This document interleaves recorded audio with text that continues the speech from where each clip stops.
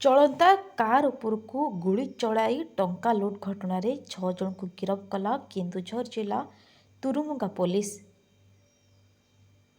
ସେମାନଙ୍କ ନିକଟରୁ 2ଟି ବନ୍ଧୁକ, 8ଟି ଜୀବନ୍ତ ଗୁଳି, ଗୋଟିଏ 4 ଚକିଆ କ୍ୟାମ୍ପର ଗାଡ଼ି ସହ 3ଟି ବାଇକ୍ ଜବତ କରିଛି ପୋଲିସ। ଗିରଫ ଅଭିଯୁକ୍ତଙ୍କ ମଧ୍ୟରୁ 2 ଜଣ ମୟୂରଭଞ୍ଜ ଜିଲ୍ଲାର ହୋଇଥିବା ବେଳେ 2 ଜଣ କେନ୍ଦୁଝର ଜିଲ୍ଲା ଟାଉନ ଥାନା ଓ ଅନ୍ୟ 2 ଜଣ କେନ୍ଦୁଝର ଜିଲ୍ଲା ସଦର ଥାନା ଅଞ୍ଚଳରୁ ବୋଲି ଜଣାପଡ଼ିଛି। ତୁରୁମୁଙ୍ଗାରେ ଏ ସମ୍ପର୍କରେ ଏକ ପ୍ରେସମିଟ୍ କରି ସୂଚନା ଦେଇଛନ୍ତି ଚମ୍ପୁଆ ଏସ୍ଡିପିଓ।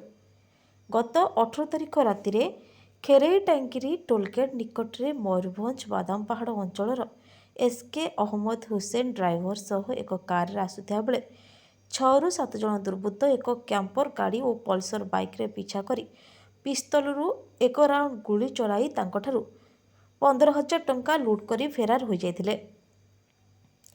ଲିଖିତ ଅଭିଯୋଗ ପାଇବା ପରେ ତଦନ୍ତ ଆରମ୍ଭ କରିଛି ପୋଲିସ।